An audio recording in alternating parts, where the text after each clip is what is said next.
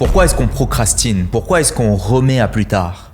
C'est un truc qu'on fait tous, la procrastination. Ce truc à faire comme travailler ou faire du sport. Tu sais que tu devrais le faire. Il y a une part de toi qui te dit que tu devrais le faire. Et c'est difficile. Ça demande des efforts. Et peut-être que ça te fait peur. Alors, tu ne le fais pas. Et ça finit avec toi et ton téléphone jusqu'à 23h en te disant « Ah, trop tard, je le ferai demain ». Et après, comment est-ce qu'on se sent? Est-ce qu'on se sent bien? Non, pas du tout. On se sent comme si on se trahissait soi-même. Notre stress, il monte au lieu de descendre. Tu es de moins en moins fier de toi. Tu as le sentiment de rendre les choses plus chaotiques qu'elles ne devraient l'être.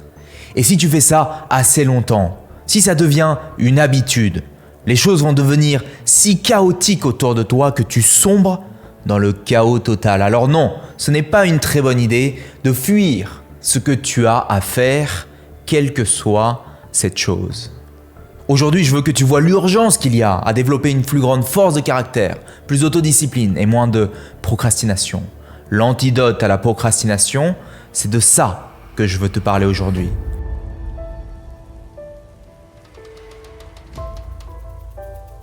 Je suis Julien Kim, j'ai aidé plus de 1500 personnes à changer leur vie de façon durable et en profondeur et je suis là pour t'aider à changer la tienne. Il y a une histoire que raconte Jordan Peterson, un psychologue et professeur, qui illustre parfaitement ce qui se passe vraiment quand on procrastine. Cette histoire, c'est le mythe de Jonas. Jonas, c'est un prophète au 8e siècle avant Jésus-Christ. Il est chargé d'aller mettre de l'ordre dans la ville de Ninive, qui est une ville pleine de brigands. C'est-à-dire qu'il est chargé d'aller apporter la paix dans cette ville. Et il y a peu de chances que Jonas soit accueilli avec bienveillance par les habitants de Ninive. Ce qu'il doit faire est quelque chose de très inconfortable. Alors Jonas, qu'est-ce qu'il fait? Il prend peur. Il se met en résistance face à ce qu'il doit faire. Au lieu d'aller à Ninive, il prend la fuite, il part dans la direction opposée, vers Tars. La procrastination, c'est pareil, c'est une résistance à ce qui est inconfortable. La procrastination, elle vient de notre instinct de protection parce qu'on veut éviter une tâche qui est menaçante. Quand on comprend qu'on doit faire ce qu'on doit faire et que cette chose est menaçante, notre cerveau répond comme il le ferait devant n'importe quelle menace. Notre cerveau libère de l'adrénaline qui déclenche la peur. Et c'est là qu'on décide de gérer cette menace en l'évitant et en faisant ce qui est moins stressant, moins menaçant, plus apaisant, comme regarder son téléphone portable. Au lieu de faire ce qui est inconfortable, on fuit l'inconfort. Donc Jonas se dirige vers Tars, il monte sur un bateau et quelques heures après le départ, le bateau est pris dans une énorme tempête, ce qui menace le bateau de couler. Pour éviter que le bateau coule, il faut alléger le bateau. Et pour alléger le bateau, il faut que quelqu'un saute par-dessus bord.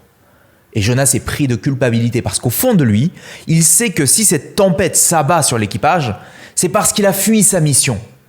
C'est le destin qui s'acharne contre lui. Alors c'est un symbole pour montrer que quand on procrastine, quand on dévie du chemin, quand on s'écarte de ce qu'on doit faire, ça produit un état de chaos interne, d'inquiétude, de préoccupation. Et cette tempête est le symbole de ce chaos.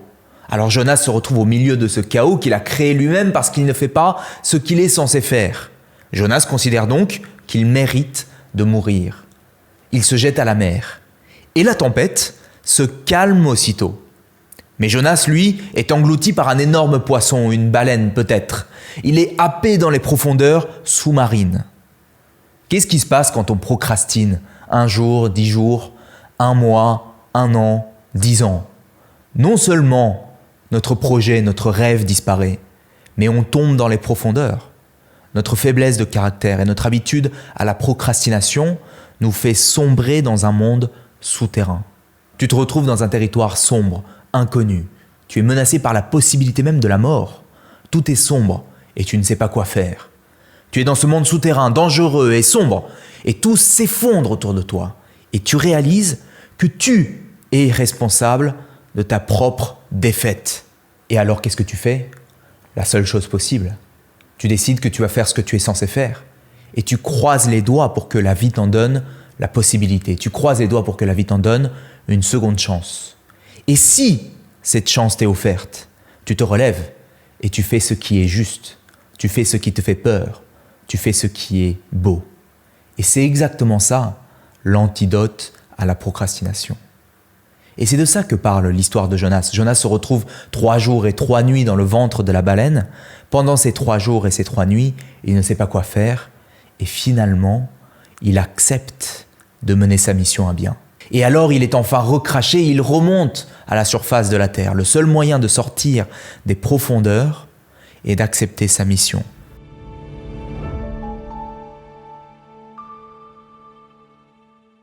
Tu choisis de faire ce qui est juste, non pas parce que tu en as envie, mais parce que c'est ta mission.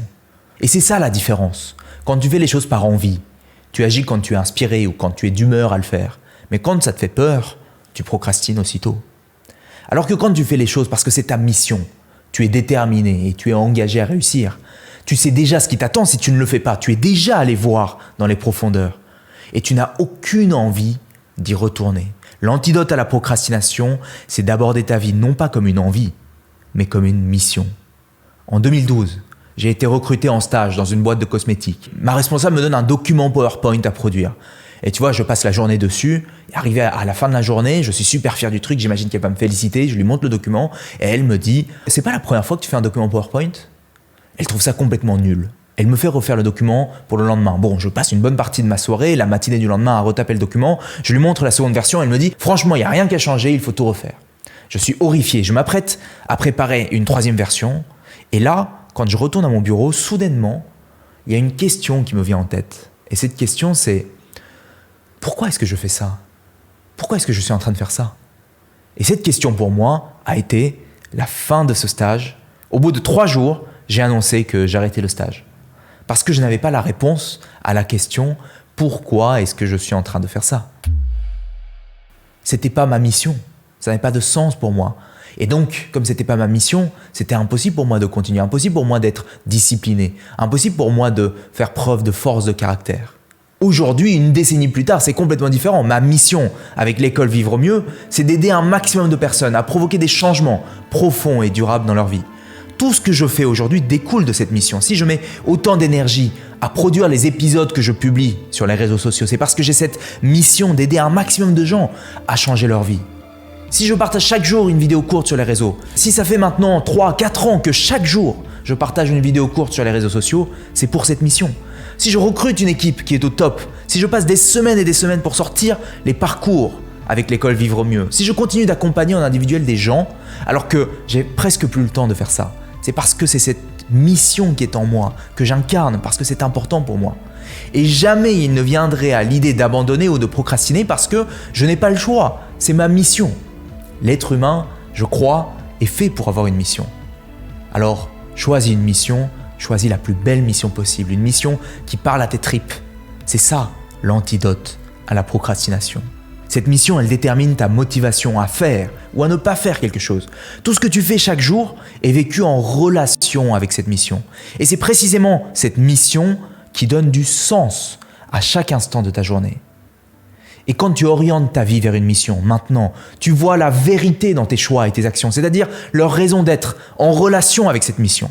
Certaines choses, certains choix, certaines actions deviennent magnifiques parce qu'ils pointent vers cette mission et d'autres t'apparaissent comme étant moins beaux, moins vrais, parce qu'ils pointent vers des missions qui sont inférieures.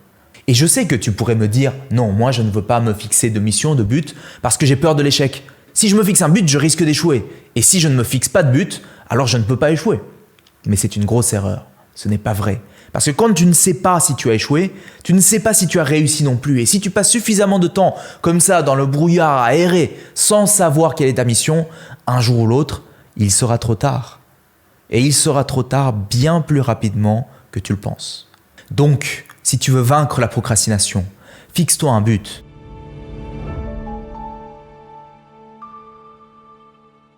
Et comme tu fixes un but, tu organises ton environnement autour de ce but, de façon à ce que tu te débarrasses de tout ce qui n'est pas nécessaire.